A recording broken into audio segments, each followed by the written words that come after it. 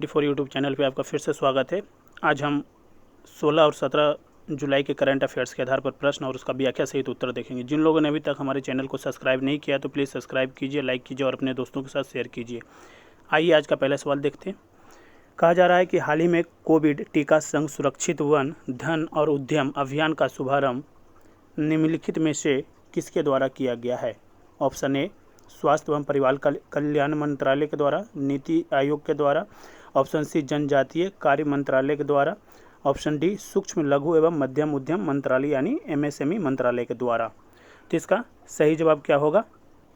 Covid टीका संग सुरक्षित वन धन और उद्यम अभियान किसके द्वारा शुरू किया गया है? तो ऑप्शन सी इसका सही जवाब होगा, जनजातीय कार्य मंत्रालय के द्वारा शुरू किया गया है। तो कहा जा रहा है कि केंद्रीय जनजातीय कार्य मंत्री श्री अर्जुन मुंडा ने भारत में जनजातीय समुदाय के बीच कोविड की गति को बढ़ाने के लिए कोविड टीका संग सुरक्षित वन धन और उद्यम अभियान का शुभारंभ किया। यह अभियान राष्ट्रीय स्तर की सहकारी संस्था भारतीय जनजातीय सहकारी विपणन विकास संघ लिमिटेड ट्राइफेड के 45,000 वन धन विकास केंद्रों की सुविधाओं का लाभ उठाएगा। यह अभियान स्वयं सहायता समूहों के विस्तृत तंत्र और अन्य सामान्य संपर्क स्थानों जैसे सार्वजनिक सुविधा केंद्र, उर्वरक विक्री केंद्र, हाट बाजार, वन धन विकास केंद्र और दुग्ध संग्रह केंद्र आदि का लाभ उठाएगा। इस अभियान का उद्देश्य क्या है कि जनजातीय समुदायों को महामारी के दौरान सुरक्षित और स्वस्थ रखना, अपनी आजीविका संबंधी गतिविधियों को जारी रखने में सक्षम बनाना। तो ये इसका मुख्य उद्देश्य है इस योजना का दोनों। कहा जा रहा है कि यह अभियान मुख्यतः 3 बिंदुओं पर ध्यान देगा: जीविका, जीवन और जागरूकता। तो जीवन कहा जा रहा है कि जीवन, हर एक जीवन और जीविका कीमती है, इसलिए टीकाकरण जीवन की कुंजी है और यह निःशुल्क है। इस योजना का अगर कहा जाए कि मुख्य बिंदु क्या है तो जीवन, जीविका और जागरूकता। जीविका कहा जा रहा है कि यदि आपको टीका लग गया है तो आप संक्रमित होने के डर से बिना अपने वन धन विकास केंद्रों आजीविका संबंधी गतिविधियों को जारी रख सकते हैं। यह आपको अस्पताल में भर्ती होने और अन्य आकस्मिक यानी इमरजेंसी खर्चों से क्या करेगा? बचाता है। जागरूकता, टीकाकरण के लिए पंजीकरण स्थान विभिन्न वर्गों तथा आयु के लोग, विशेषकर महिलाओं और बुजुर्ग आबादी तक पहुंच की प्रक्रिया को क्या करना है? सरल बनाना है। तो जागरूकता, लोगों में अवेयरनेस फैलाना है इसके माध्यम से। अगला प्रश्न देखते हैं। कहा जा रहा है कि हाल ही में international corporation and convention centre Rudraksh का लोकार्पण कहाँ किया गया है? भावनगर, वाराणसी, दिल्ली, गुरुग्राम। तो कहाँ किया गया है international corporation and convention centre Rudraksh का लोकार्पण? तो प्रधानमंत्री के संसदीय क्षेत्र वाराणसी में किया गया है। ठीक है, तो ये क्वेश्चन काफ़ी इंपॉर्टेंट है, ये ध्यान में रखिएगा। ऐसे क्वेश्चन आपको एग्जाम में मिलते हैं देखने के लिए, और ऐसे क्वेश्चन अगर आप गलत करते हैं तो आपको बाद में अफसोस होता है, क्योंकि ये लगातार जो है ऐसे करंट अफेयर्स हैं जो सभी को जो है कि ध्यान रखना चाहिए, क्योंकि काफ़ी इंपॉर्टेंट है। ठीक है, तो वाराणसी में स्टार्ट किया गया है। अगला इसका कहा जा रहा है कि प्रधानमंत्री श्री नरेंद्र मोदी ने वाराणसी में international corporation and convention centre Rudraksh का उद्घाटन किया, जिसका जापान की सहायता से निर्माण किया गया। इसका ये भी ध्यान रखिए, जापान की सहायता से जो है निर्माण किया गया है। इस केंद्र से भारत और जापान के बीच मजबूत जुड़ाव का पता चलता है। इस इमारत में आधुनिकता की चमक और संस्कृति की भावना दोनों मौजूद हैं। इसमें भारत जापान संबंधों के संयोजन के साथ भविष्य में सहयोग की संभावनाएं भी छिपी हुई है। तो भारत जापान के बीच में जो हमारे रिश्ते हैं काफ़ी बहुत अच्छे हैं। ठीक है, काफ़ी अच्छे संबंध हैं। तो ये इससे और भी कहा जा रहा है भविष्य में जो है और भी ऐसी चीज़ें संभावनाएं बढ़ेंगी जो कि भारत और जापान के बीच में संबंधों को और आगे बढ़ाएगा। तो अगला प्रश्न देखते हैं। कहा जा रहा है कि हाल ही में विश्व स्तरीय सुविधाओं वाला देश का पहला रेलवे स्टेशन कहाँ तैयार किया गया है? काफ़ी इंपॉर्टेंट प्रश्न है। ऑप्शन ए गांधीनगर गुजरात, भावनगर गुजरात, नई दिल्ली, वाराणसी उत्तर प्रदेश। तो कहाँ किया गया है ये? तो गांधीनगर में किया गया है। तो ये ध्यान रखिए कि इसका ऑप्शन ए सही होगा, गांधीनगर। गुजरात की राजधानी गांधीनगर में विश्व स्तरीय सुविधाओं वाला देश का पहला रेलवे स्टेशन बनकर तैयार हो चुका है। तो ये देश का पहला है, तो ये देश का पहला जैसे ही आता है तो ये सारी चीज़ें जो है इंपॉर्टेंट हो जाते हैं। इस स्टेशन के ऊपर 5 स्टार होटल बनाया गया है। यह रेलोपोलिस के नाम से जाना जाएगा। ये भी याद रखिए कि रेलोपोलिस के नाम से यह जाना जाएगा, जो कारोबारी अवसर एवं निवेश को आकर्षित करने में मददगार साबित होगा। इस स्टेशन पर रेन वाटर हार्वेस्टिंग और सीवरेज ट्रीटमेंट प्लांट भी लगाया गया है। Association of chamber of commerce and industries of India ASSOCHAM ने ग्रीन सर्टिफिकेट इस रेलवे स्टेशन को प्रदान किया गया है। तो ये भी ध्यान रखिएगा, ग्रीन सर्टिफिकेट इसे दिया गया है। अगला प्रश्न देखते हैं। कहा जा रहा है हाल ही में स्कूल नवाचार दूत प्रशिक्षण कार्यक्रम का शुभारंभ निम्नलिखित में से किसके द्वारा किया गया है? ऑप्शन ए नीति आयोग, ऑप्शन बी शिक्षा मंत्रालय, ऑप्शन सी जनजातीय कार्य मंत्रालय, ऑप्शन डी बी और सी दोनों। तो इसका सही जवाब होगा बी और सी दोनों। शिक्षा मंत्रालय और जनजातीय कार्य मंत्रालय दोनों के संयुक्त रूप से जो है दोनों ने स्कूल नवाचार दूत प्रशिक्षण कार्यक्रम का शुभारंभ किया है।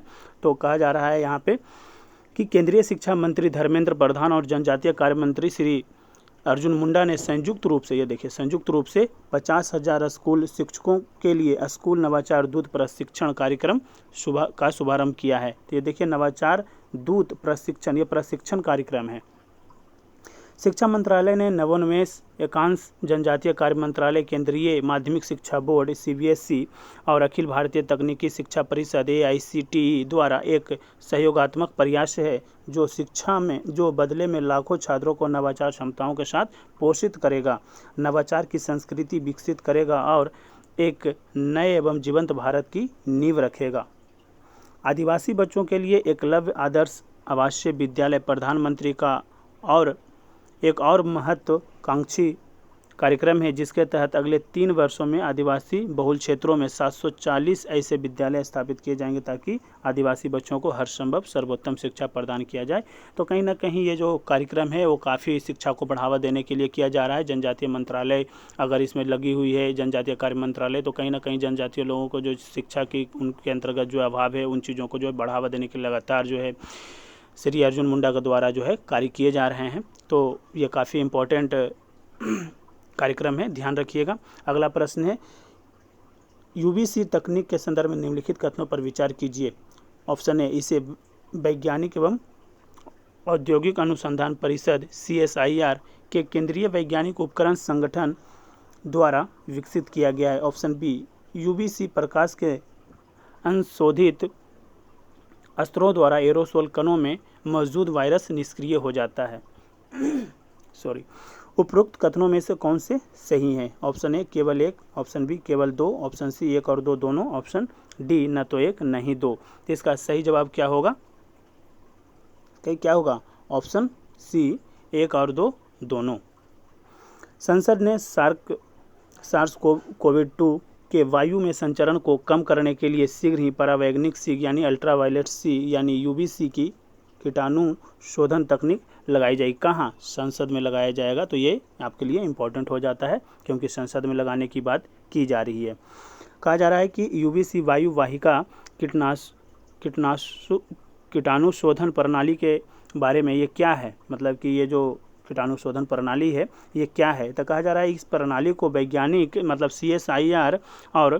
CSIR के केंद्रीय वैज्ञानिक उपकरण संगठन CSIO के द्वारा विकसित किया गया है। ऐसे पूछ सकता है कि यूबीसी तकनीक किसके द्वारा डेवलप किया गया है? DRDO के द्वारा। तो DRDO का नहीं, CSIR का एक संगठन है CSIO यानी केंद्रीय वैज्ञानिक उपकरण संगठन, उसके द्वारा विकसित किया गया है। यह सिस्टम हर तरह की मौजूदा वायु वाहिकाओं में फिट करने के लिए डिज़ाइन किया गया है और इसमें उस स्थान पर रहने के समय या यूवीसी तीव्रता अल्ट्रावायलेट इंटेंसिटी का उपयोग करते हुए विषाणु नाशक खुराक को मौजूदा स्थान के अनुसार अनुकूलित किया जा सकता है। यूवीसी प्रकाश को अंशोधित अस्त्रों द्वारा एरोसोल कणों में मौजूद वायरस निष्क्रिय हो जाता है। इस सिस्टम का ऑडिटोरियम, मॉल, शैक्षणिक संस्थानों, AC बसों और रेलवे स्टेशनों आदि जगहों पर उपयोग किया जा सकता है। ठीक है, अगला सवाल देखते हैं। कहा जा रहा है कि विश्व युवा कौशल दिवस कब मनाया जाता है? Option A 14 July, option B 15 July, option C 16 July, option D 17 July. तो कब मनाया जाता है? तो ऑप्शन बी इसका सही जवाब होगा 15 जुलाई। कहा जा रहा है कि वर्ष 2014 में संयुक्त राष्ट्र महासभा द्वारा युवाओं को रोजगार, बेहतर काम और उद्यमिता के लिए कौशल युक्त बनाने के रणनीति महत्व का जश्न मनाने के लिए 15 जुलाई को विश्व युवा कौशल दिवस के रूप में घोषित किया था। तो ये संयुक्त राष्ट्र महासभा के द्वारा वर्ष 2014 में यह घोषणा की गई थी कि 15 जुलाई के जो दिन है ये विश्व युवा कौशल दिवस के रूप में मनाया जाएगा। यह जो दिवस है एचियोन घोषणा एजुकेशन 2030 को अपनाए जाने को चिन्हित करता है।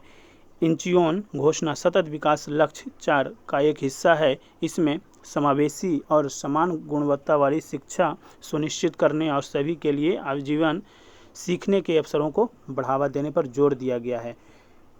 विश्व युवा कौशल दिवस 2021 की थीम जो है महामारी उपरांत युवा कौशल की पुनर्कल्पना, यानी जो है कि महामारी के बाद जो है युवाओं के लिए जो कौशल है उसको फिर से जो है रिवाइव करना है, आगे बढ़ाना है। ठीक है, अगला प्रश्न देखते हैं। तो हाल ही में कहा जा रहा है, हाल ही में तालिबान आतंकवादियों द्वारा मारे गए दानिश सिद्दीकी का संबंध निम्नलिखित में से किस क्षेत्र से था? साहित्य के क्षेत्र से, विज्ञान के क्षेत्र से, पत्रकारिता के क्षेत्र से और खेलकूद के क्षेत्र से। तो दानिश सिद्दीकी का संबंध किस क्षेत्र से था? तो पत्रकारिता के संबंध से था।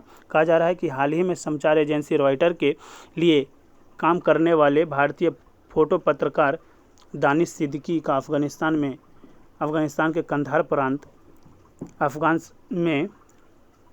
सैनिकों और तालिबान आतंकवादियों के भीषण लड़ाई की कवरेज के दौरान मृत्यु हो गई और इन्हें 2018 में क्या किया गया था? पुलित्जर पुरस्कार से भी सम्मानित किया गया था। इन्होंने रोहिंग्या संकट पर जो है कवरेज किया था, इसके लिए जो है उन्हें पुलित्जर पुरस्कार से सम्मानित किया गया था 2018 में, ये भी ध्यान रखिएगा। अगला सवाल देखते हैं। हाल ही में न्यूज में रहा फिट फॉर 55 के संदर्भ में निम्नलिखित कथनों पर विचार कीजिए। ऑप्शन 1, यह वर्ष 2030 तक कार्बन उत्सर्जन को वर्ष 1990 के स्तर की तुलना में 55% तक कम करने का अपना लक्ष्य हासिल करने के लिए यूरोपीय संघ का रोड मैप है। यह यूरोपीय संघ द्वारा कार्बन उत्सर्जन को कम करने और अपने 27 सदस्य देशों से जीवाश्म ईंधन से मुक्त करने के लिए पेश किया गया है। उपरोक्त कथनों में से कौन से सही हैं? ऑप्शन ए केवल 1, ऑप्शन बी केवल 2, ऑप्शन सी 1 और 2 दोनों, ऑप्शन डी न तो 1 नहीं 2। तो इसका सही जवाब होगा ऑप्शन सी 1 और 2 दोनों कथन जो है बिल्कुल सही है। कहा जा रहा है कि हाल ही में यूरोपीय संघ द्वारा कार्बन उत्सर्जन को कम करने और अपने 27 सदस्य देशों से जीवाश्म ईंधन से मुक्त करने के लिए फिट फॉर 55 शीर्षक से विश्व के कुछ सर्वाधिक महत्वाकांक्षी प्रस्तावों को पेश किया गया है। ये उपाय वर्ष 2030 तक कार्बन उत्सर्जन को वर्ष 1990 के स्तर की तुलना में 55% कम करने का अपना लक्ष्य हासिल करने के लिए यूरोपीय संघ का क्या है, यह रोड मैप तैयार किया गया है। रोड मैप की प्रमुख बिंदु क्या है? इस रोड मैप में पूरे यूरोपीय संघ में परिवहन, निजी और वाणिज्यिक दोनों को विशेष रूप से लक्षित किया गया है। उदाहरण के लिए वर्ष 2035 में से यूरोपीय संघ में दहन इंजन वाली कारों का उत्पादन नहीं किया जाएगा। विमानन और समुद्री परिवहन में पारंपरिक ईंधन के स्थान पर कोई संवहनीय विकल्प अपनाने वाले देशों को वित्तीय प्रोत्साहन प्रदान किया जाएगा। पेट्रोल और गैसोलीन ईंधन पर न्यूनतम करों की दर में महत्वपूर्ण अंतर से वृद्धि की जाएगी और इसी तरह टैक्स दर मिट्टी तेल केरोसिन पर भी लागू होगी। तो कहीं ना कहीं काफ़ी इंपॉर्टेंट है, ऐसे शीर्षक बना करके क्वेश्चन पूछ लिए जाते हैं। फिट फॉर 55 किस संगठन का कार्यक्रम या किसके द्वारा चलाया जा रहा है, तो ऐसे पूछ सकते हैं आपसे, तो कहीं ना कहीं इंपॉर्टेंट है। तो आज के करंट अफेयर्स यानी 16 और 17 जुलाई के करंट अफेयर्स, महत्वपूर्ण करंट अफेयर्स के आधार पर प्रश्न देखे हमने और उसका व्याख्या सहित उत्तर भी देखें। तो जिन लोगों को यह वीडियो पसंद आए तो प्लीज़ लाइक कीजिए, शेयर कीजिए, सब्सक्राइब करना ना भूलें। Thank you so much.